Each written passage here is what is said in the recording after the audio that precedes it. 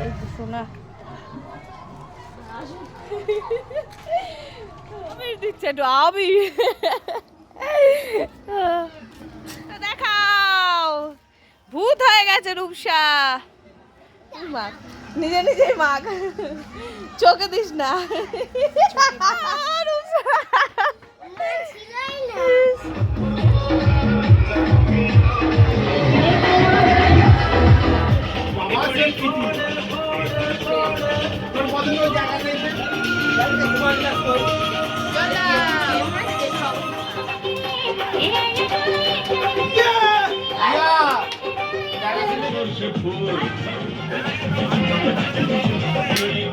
রং খেলার পরে তারপরে আমরা ঘুরতে বেরিয়েছিলাম একটু, আর এত মজা করেছি বলার মতো নয়। শেষ পর্যন্ত সন্ধে হয়ে গেছে, সন্ধেবেলায় মিষ্টি নিয়ে বাড়ি গেলাম বাপের বাড়ি, সেখানে খাওয়া দাওয়া করে আর রাতে আবার চলে এসেছি। আর দেখো এত রং খেলেছি আবিরই, কিন্তু তাও মুখ থেকে রং ওঠেনি।